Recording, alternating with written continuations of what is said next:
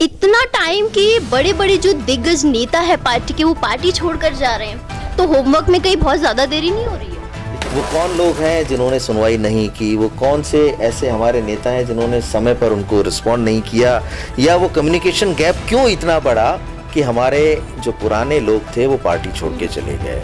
हो सकता है बहुत से लोगों के अपने अपने खुद के स्वार्थ भी रहते हों, किसी को टिकट का स्वार्थ रहता हो, किसी को, चाहे वो कहते हैं ना कि आज के समय में ईडी और सीबीआई का सबसे ज़्यादा डर है। इतने समय तक जिन लोगों ने पार्टी के लिए काम किया है वो अगर जाते हैं तो चिंता का विषय तो है ही। दैट मींस कि कम्युनिकेशन गैप तो है पार्टी। गैप तो है, वो तो मैं मान ही रहा हूँ ना। जो जाने वाले हैं वो भी कह रहे हैं, और कई बार आपने देखा होगा कि जो जाने वाले लोग हैं वो किसी एक व्यक्ति विशेष की तरफ इशारा करते हैं कि इनसे हमारी पटरी नहीं बैठी, इन्होंने हमारी सुनवाई नहीं की, समय पे इन्होंने हमारे साथ बातचीत नहीं की, हम जो चाहते थे उसको इन्होंने आगे नहीं बढ़ाया। व्यक्ति विशेष के प्रति नाराजगी थी, वही कारण रहा कि अगर हमने टिकट्स चेंज कर दिए होते तो आज हम सरकार में बैठे होते। जो पिछले 20-20, 25-25 साल से चुनाव लड़ रहे हैं, हमारे कितने मंत्री चुनाव हार गए। एक सेकंड लाइन ऑफ लीडरशिप को डेवलप नहीं करेंगे तब तक हम आगे नहीं बढ़ पाएंगे। और मैं हूं आपके साथ दिव्या शेखव। मेरे साथ मौजूद है पूर्व मुख्यमंत्री अशोक गहलोत के ओएसडी रहे लोकेश शर्मा जी। सर, बहुत स्वागत है आपका। नमस्कार दिव्या जी। सर, पहला सवाल मैं यही पूछूंगी कि पार्टी इतनी धीमी गति से होमवर्क क्यों कर रही है? क्योंकि बीजेपी पार्टी ने अपनी लिस्टें जारी कर दी, लेकिन कांग्रेस कहीं ना कहीं बहुत धीरे क्यों? नहीं, धीमे कहाँ है, हमारी भी एक लिस्ट आ चुकी है। हम बहुत सोच विचार के अपने प्रत्याशियों का चयन कर रहे हैं और उसमें समय तो लगता ही लगता है। भाई, इस प्रदेश ही नहीं, सिर्फ पूरे देश भर के लिए प्रत्याशियों का चयन होना है। पार्टी अपना होमवर्क कर रही है, किस व्यक्ति को कहाँ किस रूप में उपयोग में लेना है, किस व्यक्ति को कहाँ से चुनाव लड़ाना है, इसकी तैयारियां हमारी पार्टी कर रही है। और निश्चित तौर पर ये पहले किसी के टिकट डिक्लेयर कर देने से या पहले प्रत्याशी डिक्लेयर कर देने से बहुत कुछ नहीं होता। पार्टी का अपना एक तरीका है, उस तरीके को आगे बढ़ाते हुए सबकी सहमति से जो लोग ऊर्जावान हैं, जो लोग जिताऊ हैं और जो मजबूती से पार्टी के लिए काम करते आ रहे हैं, मुझे लगता है उन सबको अवसर मिलेगा। तो उस होमवर्क में समय तो लगता ही लगता है। लेकिन सर, इतना समय की जो अभी मैं आपके कम्युनिकेशन बैरियर की, कम्युनिकेशन गैप की जो बातें सुन रही थी, इतना टाइम कि बड़े बड़े जो दिग्गज नेता है पार्टी के वो पार्टी छोड़कर जा रहे हैं, तो होमवर्क में कहीं बहुत ज़्यादा देरी नहीं हो रही है? देखिए, पार्टी छोड़ के जाने वालों को तो कौन रोक सकता है, लेकिन हाँ, ये बात सही है कि कुछ तो गैप किसी के बीच में कहीं रहे होंगे। जब वो लोग भी जाते हैं तो अपनी तरफ से वो इस तरह के स्टेटमेंट्स देते हैं कि भाई हमारी सुनवाई नहीं हुई या हमें रिस्पॉन्स नहीं मिला, तो ऐसी घटनाएं ना हों। वो कौन लोग हैं जिन्होंने सुनवाई नहीं की, वो कौन से ऐसे हमारे नेता हैं जिन्होंने समय पर उनको रिस्पॉन्ड नहीं किया, या वो कम्युनिकेशन गैप क्यों इतना बढ़ा कि हमारे जो पुराने लोग थे वो पार्टी छोड़ के चले गए। हो सकता है बहुत से लोगों के अपने अपने खुद के स्वार्थ भी रहते हों, किसी को टिकट का स्वार्थ रहता हो, किसी को, चाहे वो कहते हैं ना कि आज के समय में ईडी और सीबीआई का सबसे ज़्यादा डर है। हो सकता है किसी को वो डर रहते हों, लेकिन मेरा मानना है कि समय रहते अगर कम्युनिकेशन ठीक से किया जाए तो ऐसी स्थितियों को उत्पन्न होने से रोका जा सकता है।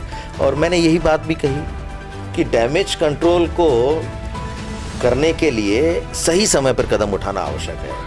अब हो जाता है, उसके बाद तो हम कहते हैं कि भाई फलाने का ये कारण रहा होगा, वो रहा होगा, लेकिन एक इतनी बड़ी मास बेस पार्टी के इतने समय तक जिन लोगों ने पार्टी के लिए काम किया है वो अगर जाते हैं तो चिंता का विषय तो है ही। और वो क्यों जा रहे हैं इसकी तह में जाना इसलिए आवश्यक है ताकि आगे आने वाले समय में हम क्या सुधारात्मक कदम उठा सकते हैं वो उठाएं और ऐसी होने वाली घटनाओं को रोक पाएं। दैट मीन्स कि कम्युनिकेशन गैप तो है पार्टी।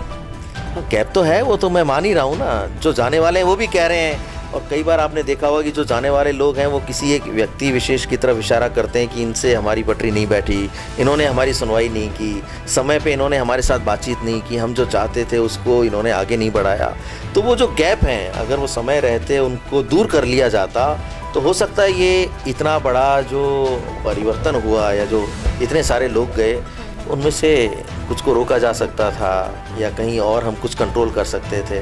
बट अब तो सर समय ही नहीं रहा, अब तो समय ही नहीं रहा कि अब उस कम्युनिकेशन गैप को खत्म किया जाए। नौजवानों की बात कर रहे थे सर, आपकी नए लोगों को मौका देना चाहिए, यूथ को मौका देना चाहिए। इवन आप भी एक यूथ है, आपको भी मौका नहीं मिला था, अब पार्टी कब मौका देगी जब समय ही नहीं रहेगा? तो देखिए, मेरी तो हमेशा से ये मांग रही है कि चाहे विधानसभा के चुनाव हो, लोकसभा के चुनाव हो, जब तक नए लोगों को अवसर नहीं मिलेगा, नौजवानों को अवसर नहीं मिलेगा, पार्टी पुराने ही ढर्रे पर काम करती रहेगी तो परिवर्तन नहीं आएगा। नए लोगों से उम्मीदें होती हैं, नए लोगों को साथ देने वाले लोगों की कमी नहीं होती, पार्टी में भी और पार्टी के बाहर भी। लेकिन ये आवश्यक तो है कि जब आप 30-30, 40-40 साल से एक ही चेहरे को बार बार उतारते हैं, तो वो हमने परिणाम देखा कि इस पिछले विधानसभा चुनाव में भी मुख्यमंत्री अशोक गहलोत से, हमारी सरकार से किसी को नाराजगी नहीं थी, व्यक्ति विशेष के प्रति नाराजगी थी। वही कारण रहा कि अगर हमने टिकट चेंज कर दिए होते तो आज हम सरकार में बैठे होते। तो हम टिकट चेंज नहीं कर पाए, वापस उन्हीं को चेहरा मोहरा बनाया जो पिछले 20-20, 25-25 साल से चुनाव लड़ रहे हैं। हमारे कितने मंत्री चुनाव हार गए, उन मंत्रियों के हारने का आंकड़ा आप देखें, कोई 25,000 से, कोई 30,000 से, कोई 35,000 से।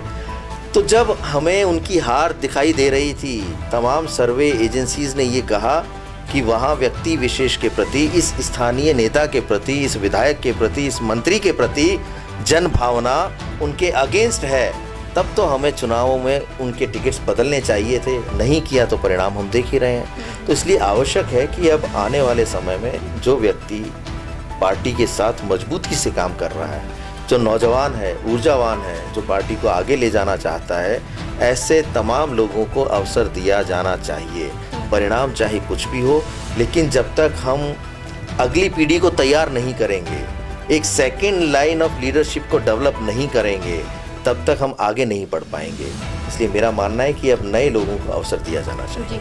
नए अवसर की बात कर रहे हैं, नए लोगों की बात कर रहे हैं, कहीं ना कहीं आपको ऐसा नहीं लगता कि राहुल गांधी जी को भी थोड़ा सा, उन्हें भी पार्टी की तरफ ध्यान देना चाहिए था? क्योंकि वो तो लगातार जो यात्राएं कर रहे हैं, न्याय यात्राएं कर रहे हैं, फिर वो स्थगित भी कर देते हैं बीच बीच में, फिर दूसरी तरफ ट्रैक पकड़ लेते हैं। ऐसा क्यों? उन्हें कहीं पार्टी की तरफ ध्यान नहीं देना चाहिए? पूरी तरह से पार्टी की तरफ ध्यान दे रहे हैं। और सिर्फ राहुल गांधी जी ही नहीं, हमारे राष्ट्रीय अध्यक्ष खड़गे जी, पूरी टीम, हमारे महासचिव वेणुगोपाल जी, हमारे जयराम रमेश जी, तमाम अनुभवी लोग पार्टी के लिए ही तो समर्पित हैं, जो ध्यान दे ही रहे हैं। राहुल गांधी जी ये जो न्याय यात्रा निकाल रहे हैं, ये देशवासियों के हित में निकाल रहे हैं। पहले भारत जोड़ो यात्रा की, अब ये न्याय यात्रा चल रही है। यात्राओं का मकसद पार्टी की विचारधारा को आम जन तक पहुँचाने के साथ साथ हम उन तमाम लोगों के बारे में सोचें, एक ये संदेश दें कि कांग्रेस पार्टी हर वर्ग के साथ है, हर व्यक्ति के साथ है, नौजवानों के साथ है, गरीब के साथ है, और हर क्षेत्र में, चाहे वो सुदूर हमारे मणिपुर के इलाके हों, कन्याकुमारी से कश्मीर तक की भी यात्रा की थी, अब मणिपुर से मुंबई तक की। तो ये तमाम यात्राओं का मकसद सिर्फ पॉलिटिकल नहीं होता, इनका एक सामाजिक मकसद भी होता है कि हम लोगों को कैसे जोड़ें हमारे साथ में।